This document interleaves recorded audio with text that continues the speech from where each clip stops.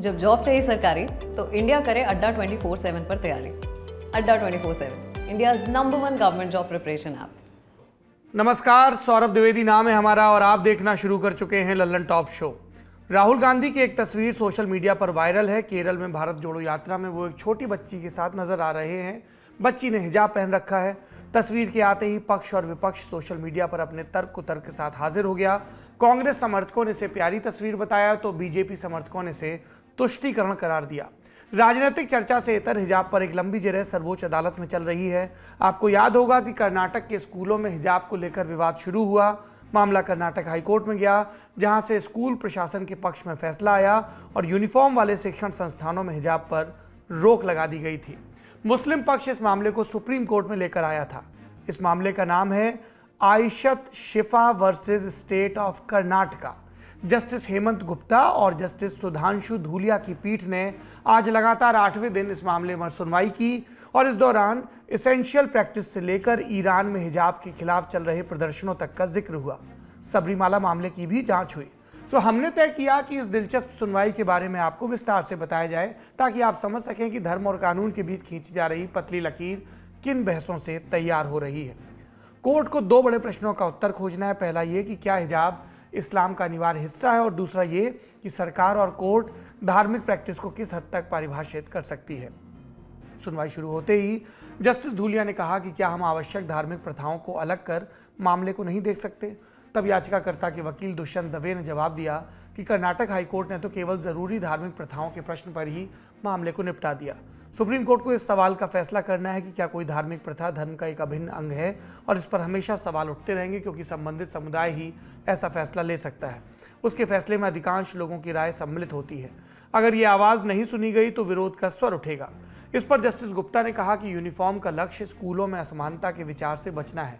हम स्कूलों में अमीरी या गरीबी नहीं दिखा सकते, इसलिए ड्रेस की ज़रूरत महसूस हुई। इस पर दवे ने जवाब दिया कि मैं बिल्कुल सहमत हूँ, हर संस्था को अपनी पहचान पसंद होती है। फिर सबरीमाला केस का जिक्र हुआ। दवे ने कहा सबरीमाला फैसले और हिजाब मामले में हाईकोर्ट के फैसले में अंतर है।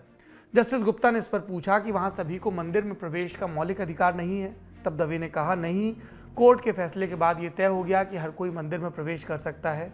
तभी जस्टिस गुप्ता ने दवे को बीच में रोकते हुए कह दिया सबरीमाला मामला अभी 9 जजों की पीठ के पास लंबित है, हम उस पर नहीं जा रहे। इतनी बात हर कोई जानता है कि सबरीमाला मामला सुप्रीम कोर्ट में लंबित है और लंबित मामलों पर टिप्पणियों से बचा जाता है। तब उसका जिक्र क्यों हुआ? तो इसकी वजह आपको इंडिया टुडे के लिए लीगल मामलों की रिपोर्टिंग करने वाली अनीशा माथुर की रिपोर्ट में मिल जाएगी।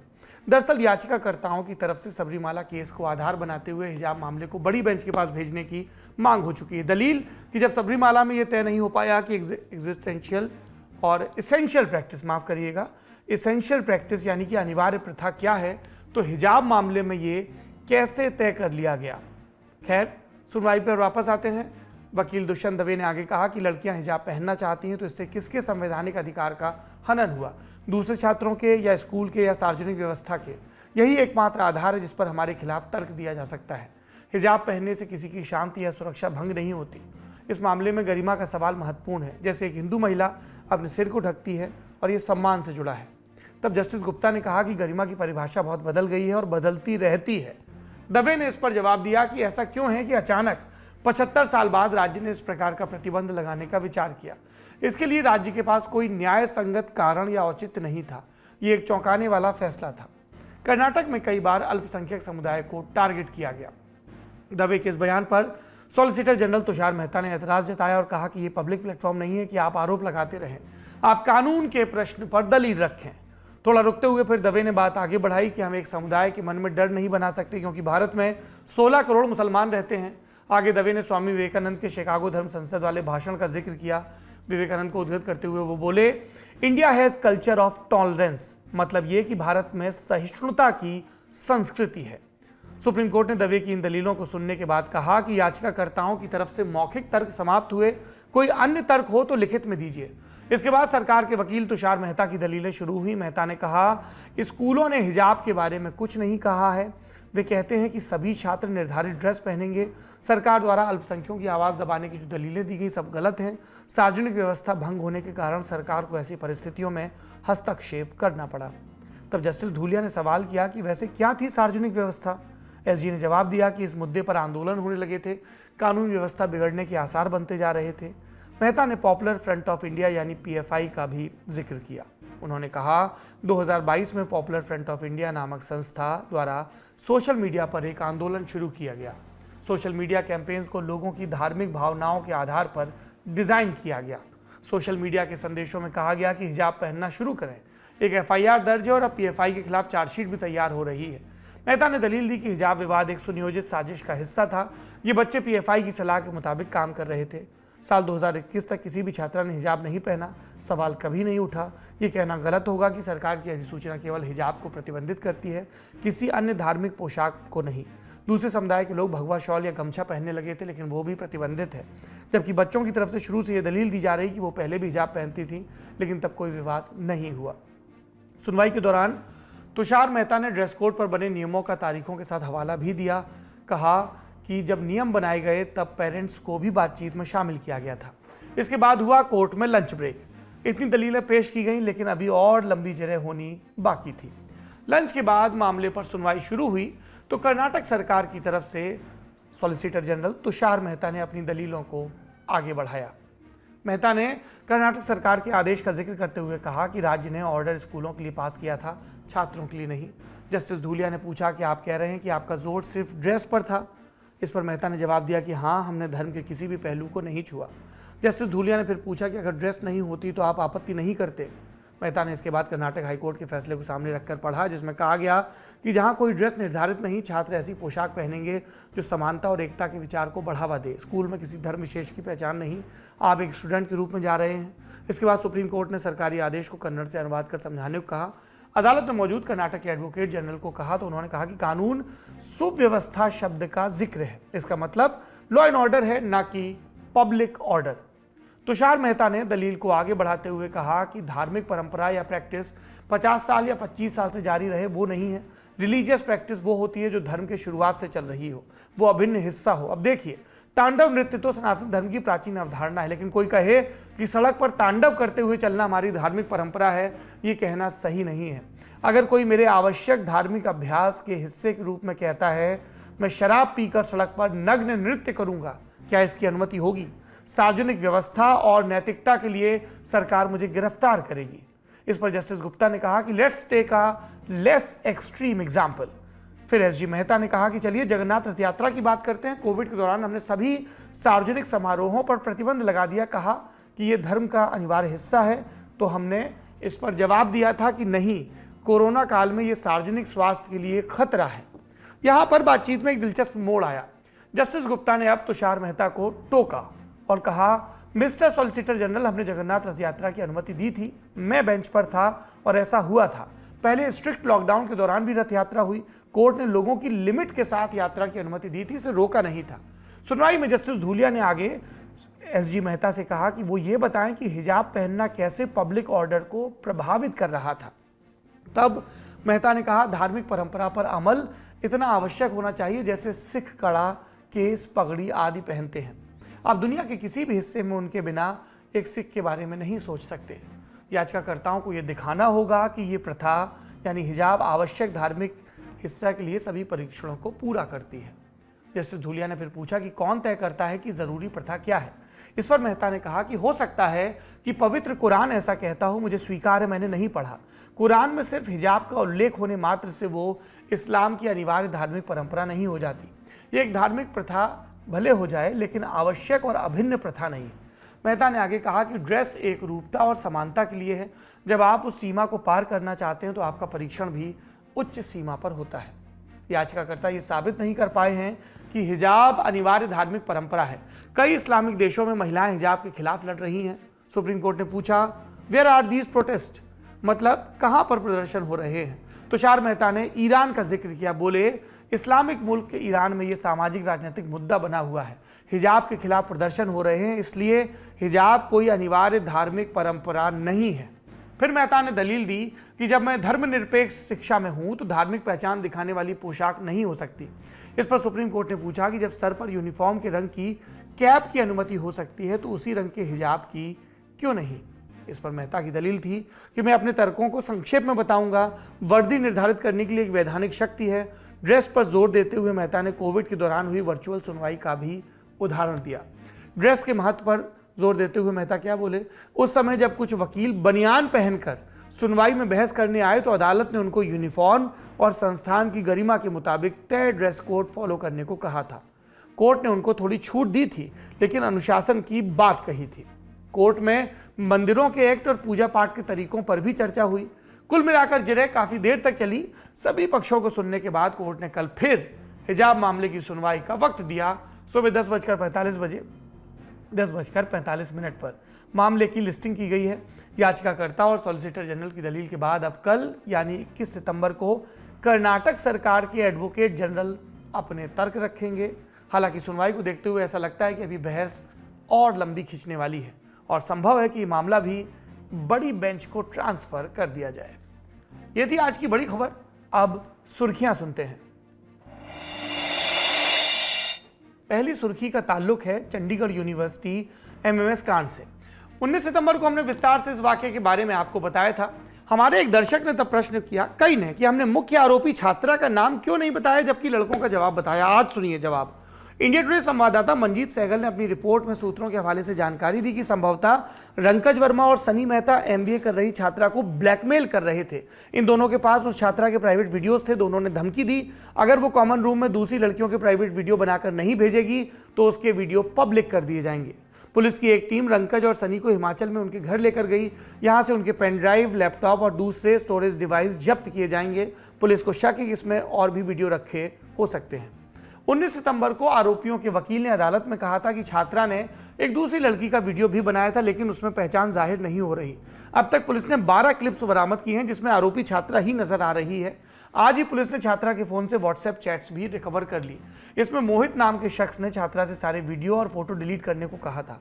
इस पर लड़की ने जवाब दिया कि जब उसे मालूम चला कि वो पकड़ी जाएगी तब उसने एक दूसरी छात्रा की प्राइवेट तस्वीर को डिलीट कर दिया था। अब पंजाब पुलिस इस मोहित की तलाश में लगी हुई है। इस वाकये को लेकर लड़कियों और उनके माता पिताओं के बीच काफ़ी परेशानी है, क्योंकि बात चल पड़ी कि चंडीगढ़ यूनिवर्सिटी से 60 आपत्तिजनक क्लिप वायरल हुई। पर हमने आपको कल भी कहा था, अभी इस बात की पुष्टि नहीं हुई। अभी ये जांच का विषय है कि आरोपी छात्रा अपराधी है या फिर स्वयं एक पीड़िता। इसीलिए हमने 19 सितंबर और आज भी उस लड़की का नाम नहीं बताया है। दूसरी सुर्खी का संबंध है मोदी कैबिनेट में सूक्ष्म, लघु और मध्यम उद्योग मंत्री नारायण राणे से। कभी बाल ठाकरे के विश्वास पात्र रहे राणे की मुंबई में तूती बोलती थी, लेकिन उसी मुंबई के जुहू में बने उनके बंगले में अब तोड़फोड़ होने वाली है। बंबई हाईकोर्ट ने आज बृहन मुंबई महानगर पालिका को आदेश दिया कि मंत्री जी के बंगले में हुए अवैध निर्माण को तोड़ा जाए। मामला भारतीय राजनीति के एक सत्य का शानदार उदाहरण है कि जब तक सत्ता का हाथ सर पर, तब तक आप चाहे जितनी कानून की धज्जियां उड़ा सकते हैं। कैसे, सुनिए। मुंबई के पौष इलाके जुहू में एक 8 मंजिला बंगला है। इसके मालिक हैं राणे परिवार की कालका रियल एस्टेट लिमिटेड। आम इमारतों के लिए बने नियमों के साथ साथ ये बिल्डिंग कोस्टल रेगुलेशन जोन के नियमों का भी उल्लंघन करती थी। ये नियम तटीय इलाकों में निर्माण पर लागू होते हैं। उल्लंघन हुआ, ये राणे परिवार भी मानता है। तभी कंपनी ने बीएमसी में रेगुलराइजेशन के लिए आवेदन दिया। यानी बीएमसी से कहा, हमने नियम तोड़कर बिल्डिंग बना ली है, अब आप पेनल्टी वगैरह लगाकर इसे वैध करार दीजिए। लेकिन ये आवेदन दिया गया जून 2022 में, जब महाराष्ट्र पर उद्धव ठाकरे की महाअघाड़ी सरकार का राज था। सो बीएमसी ने आवेदन को कर दिया रिजेक्ट। राणे और ठाकरे परिवार के बीच तनातनी का इतिहास बहुत लंबा है, लेकिन आपको अगस्त 2021 में दिया राणे का वो भाषण याद होगा जब उन्होंने सीएम उद्धव ठाकरे को थप्पड़ मारने की बात कह दी थी। इसके बाद राणे भारत के इतिहास में तीसरे शख्स बन गए थे जिन्हें केंद्रीय मंत्री रहते पुलिस ने गिरफ्तार कर लिया था। खैर, बंगले की बात पर लौटते हैं। जब बीएमसी ने आवेदन रिजेक्ट कर दिया तब राणे बंबई हाईकोर्ट से राहत मांगने गए, लेकिन न्यायालय ने कह दिया कि बीएमसी का फैसला सही है। लेकिन जून 2022 में ही उद्धव ठाकरे की सरकार गिर गई। एकनाथ शिंदे, देवेंद्र फडणवीस सरकार आई। इस बदलाव के साथ ही राणे के बंगले को लेकर बीएमसी के विचार भी बदलने लगे। अगस्त 2022 में बीएमसी ने बॉम्बे हाईकोर्ट को बताया कि राणे की तरफ से रेगुलराइजेशन के लिए एक और आवेदन आया है और वो इस पर विचार करने को तैयार है। तब बॉम्बे हाईकोर्ट ने हैरान होकर बीएमसी से सवाल किया, अगर कोई मुंबई में जमीन खरीदकर बिना अनुमति 100 मंजिल की इमारत बना ले और फिर बीएमसी को प्रीमियम चुकाकर मंजूरी हासिल कर ले, तो क्या रेगुलराइजेशन का मकसद पूरा मान लिया जाएगा? आज इस मामले में बॉम्बे हाईकोर्ट ने आखिरी फैसला सुनाया। कोर्ट ने अवैध निर्माण को तोड़ने का आदेश तो दिया ही, साथ ही बीएमसी के रवैये को लेकर भी सख्त टिप्पणी की। Justice RD. धनुका और जस्टिस कमल खता की बेंच ने कहा कि इसमें कोई शक नहीं कि बड़े पैमाने पर अवैध निर्माण हुआ। अगर इस मामले में बीएमसी के स्टैंड को स्वीकार कर लिया गया तो कल को कोई भी आकर अवैध निर्माण कर लेगा और फिर स्वीकृति मांगने लगेगा। हम बीएमसी के स्टैंड से हैरान हैं। अवैध हिस्से को 2 हफ्तों के भीतर ढहाया जाए और कृत कार्रवाई से न्यायालय को अवगत भी कराया जाए। जो खेल चल रहा था उसे लेकर कोर्ट की नाराजगी का अंदाजा आप इस बात से भी लगाइए कि राणे की कंपनी पर 10 लाख का जुर्माना भी लगा दिया गया है। साथ ही जब कंपनी के वकील ने 6 हफ्तों की मोहलत मांगी ताकि सर्वोच्च न्यायालय से राहत ली जा सके तो बेंच ने साफ इनकार कर दिया। भारत में विरले ही होता है कि ताकतवर लोग कानून तोड़ें और उन्हें उसकी सजा भी भुगतनी पड़े, और जब होता है तब भी कार्यपालिका की जगह न्यायपालिका के जरिए होता है। क्या राणे का मामला नजीर बनेगा? उम्मीद कर सकते हैं क्या? तीसरी सुर्खी, इसका संबंध है प्रधानमंत्री नरेंद्र मोदी से। दिन पर दिन विधानसभा चुनाव की तरफ बढ़ रहे गुजरात की राजधानी में एक 2 दिवसीय सम्मेलन चल रहा है, जिसमें भाजपा शासित नगर पालिकाओं के 118 महापौर शामिल हुए। आज प्रधानमंत्री ने इस सम्मेलन को इंटरनेट के जरिए संबोधित किया और कहा कि शहरों के विकास के लिए नीतियां सिर्फ चुनाव को ध्यान में रखकर नहीं बनाई जानी चाहिए। आगे क्या कहा, खुद सुनिए। अभिनंदन है, आजादी के अमृत काल में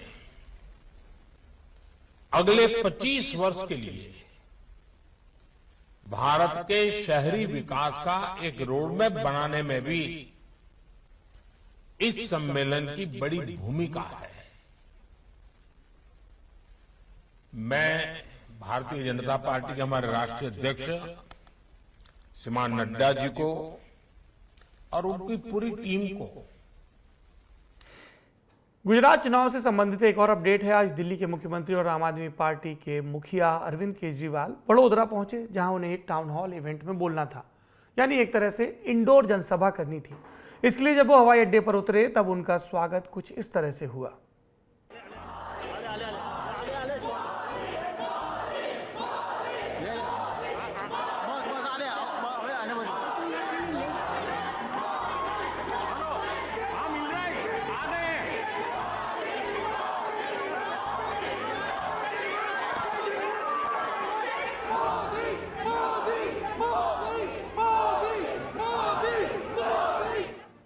केजरीवाल ने इस पर कोई प्रतिक्रिया तो नहीं दी, लेकिन इवेंट के दौरान खुलकर भाजपा पर आरोप लगाए। दावा किया कि उन्हें 13 बार हॉल बदलना पड़ा क्योंकि मालिकों को भाजपा के लोग धमका रहे थे। राजनीतिक हमलों के बाद केजरीवाल ने गुजरात की जनता से एक वादा भी कर दिया, सुनिए। पिछले कई दिनों से गुजरात के सरकारी कर्मचारी बड़ा व्यग्र प्रदर्शन कर रहे हैं।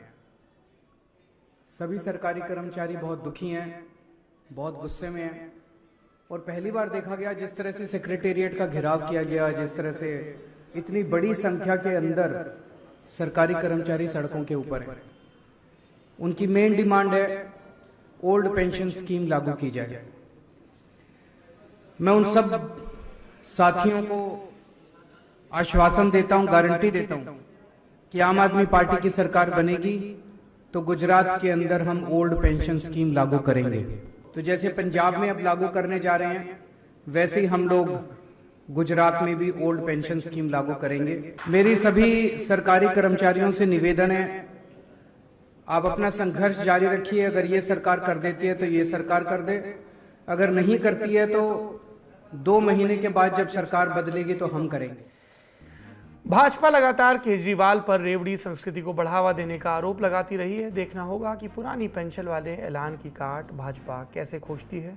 यूपी चुनाव में भी ये एक बड़ा मुद्दा था। कांग्रेस भी ये कह रही है कि जिस तरह से हमने राजस्थान और छत्तीसगढ़ में ओल्ड पेंशन को लागू किया, अगर गुजरात में सत्ता में आए तो हम ऐसा करेंगे। तो अब ये वहाँ पर भी सरकारी कर्मचारियों के बीच बड़ा मुद्दा बन सकता है। चौथी सुर्खी जयपुर से आई। आज यहाँ भारतीय जनता पार्टी के कार्यकर्ताओं ने एक बड़ा प्रदर्शन किया। दर्शक जानते हैं देश भर में गायें लंपी स्किन डिजीज महामारी की चपेट में हैं। सबसे बुरा हाल राजस्थान का, जहाँ तकरीबन 11 लाख गायें पीड़ित हैं और मरने वाली गायों की संख्या 60,000 होने वाली है। राजस्थान के सीएम अशोक गहलोत केंद्र से लंपी स्किन डिजीज को राष्ट्रीय आपदा घोषित करने की मांग भी कर चुके हैं और ये भी कह चुके हैं कि हमें वहाँ से पर्याप्त वैक्सीन नहीं मिल रही। लेकिन भाजपा इन सब को लेकर राजस्थान सरकार पर हमलावर है। 19 सितंबर को भाजपा विधायक सुरेश सिंह रावत राजस्थान विधानसभा परिसर में भी गाय ले आए थे और आज भाजपा विधायकों ने विधानसभा तक मार्च भी निकाला। इस दौरान पुलिस और भाजपा कार्यकर्ताओं के बीच जमकर टकराव भी हुआ।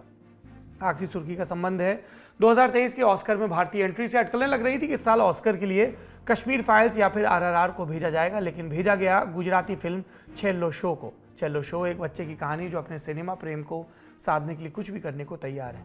छेल्लो शो का अर्थ है आखिरी फिल्म शो या लास्ट शो। फिल्म के बारे में ज़्यादा जानना चाहते हैं तो आप लल्लन टॉप सिनेमा की कवरेज को ज़रूर फॉलो करें। ये हमारा यूट्यूब चैनल और फेसबुक पेज है।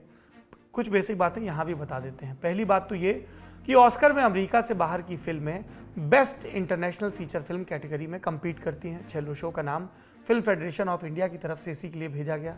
इसका अगला चरण होगा नॉमिनेशन। जब नॉमिनेशन हो जाएगा तब ऑस्कर की संभावना बनेगी। आप जानते हैं कि इससे पहले लगान, सलाम बॉम्बे और मदर इंडिया जैसी फिल्में ऑस्कर के लिए नॉमिनेट हुई हैं फाइनल उसके लिए, लेकिन जीत एक भी फिल्म नहीं पाई आज तक। ये था आज का लल्लन टॉप शो। उम्मीद करते हैं कल फिर मुलाकात होगी। शुक्रिया, शुभ रात्रि। अपना और अपनों का खूब ख्याल रखिए। लल्लन टॉप का सबसे ठस, ठेठ और ठसकदार बेबी आ गया है लल्लन टॉप का पॉडकास्ट जिसका नाम है बाजा, और ये बजेगा सिर्फ लल्लन टॉप ऐप पर।